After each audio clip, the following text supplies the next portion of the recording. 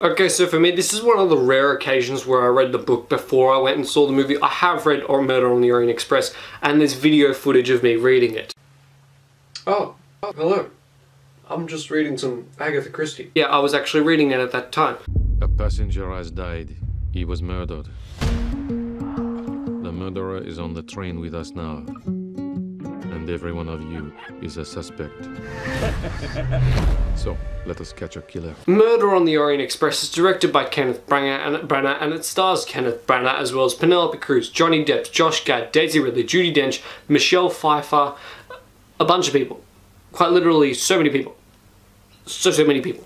Murder on the Orient Express is an adaptation of the Agatha Christie book, and it pretty much, there's a murder on the Orient Express, and Kenneth Branagh plays a detective named Hercule Poirot, and he has to solve the murder. It's a whodunit on a train whilst there's snow, so they can't move. There's a murder, so they got to solve it, because he is probably the greatest detective in the world, as the trailer says. And I'm probably the greatest detective in the world. This is one of those movies where I was super excited to see it. It wasn't a big blockbuster movie, it was just one of those really interesting, because I love a murder mystery. I just really get in for a murder mystery. I think it's really entertaining, they're really fun, and I would just love to watch them. So much so that I actually read the book before I went and saw this, like I said earlier, and I like the book better than the movie. I know, I hate it when people say, like, oh, the book was better than the movie.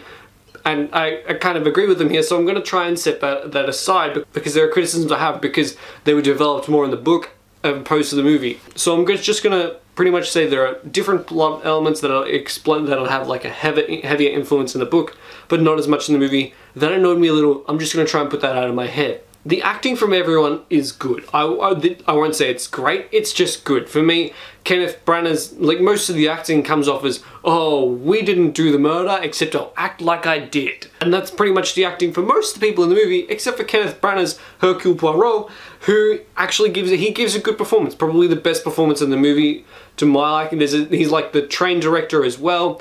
He's great. Johnny Depp is very good, because all of them don't act like they're suspicious. Everyone else is just like, I didn't do it, or did I?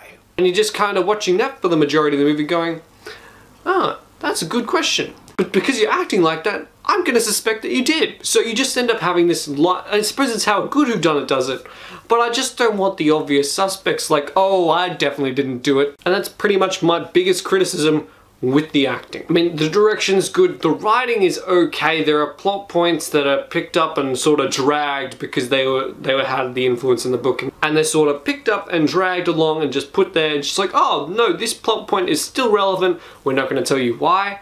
It just is relevant because if you didn't read the book, you don't understand its full relevance.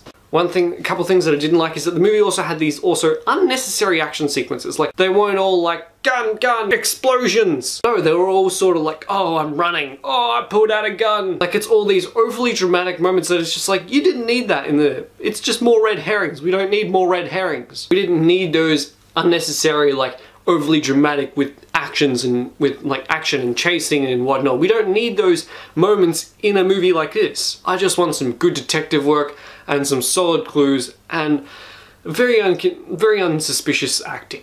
Is it too much to ask for unsuspicious acting? I don't think it is, but apparently it might just be too much. In the book, you get these times to have chapters. So you have chapters in the book, and you get a chapter with pretty much every character, and then you get a couple of repeats with characters.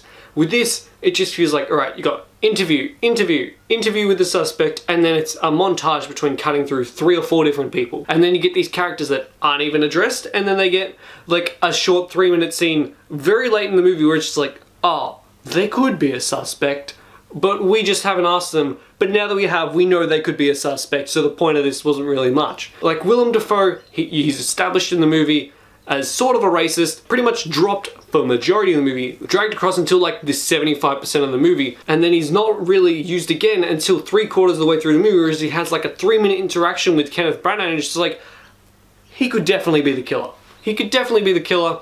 I don't know why we haven't spent that much time with him, but he just definitely could be the killer. And this is just a really nitpicky thing. In the book, the train is stuck there for like a while. You know it feels like a while, like it could be 2 or 3 days they're stuck there. In the movie, I think it's something close to overnight or 2 nights, but it doesn't feel like it's there for 2 nights. They feel like they're there for a couple hours because the whole proceeding of how they get out of the snow is just so fast, and it's a subplot that isn't really addressed for it to have any time length to it. And I'll be honest, even though the ending is pretty much close to the same as the book, I still didn't like the ending here. I mean, I like the ending in the book, not how it's done here. Like, it's just about the execution. It wasn't that well executed, the ending.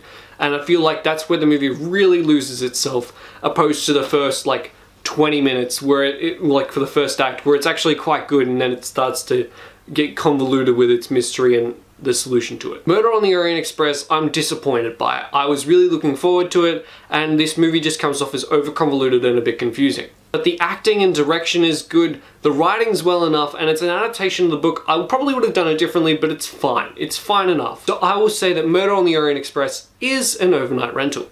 Have you seen Murder on the Orient Express? What is your favorite whodunit movie, or like what whodunit book would you like to see adapted into a movie? Let me know in the comments down below. Like the video if you enjoyed it, and subscribe, become one of the Platypus, and I'll see you guys next time. Bye. Oh wow, you made it to the end of the video. Good job. Click that subscribe button over there for more good content, or click one of these two videos down below, which is probably one of my most recent ones, probably.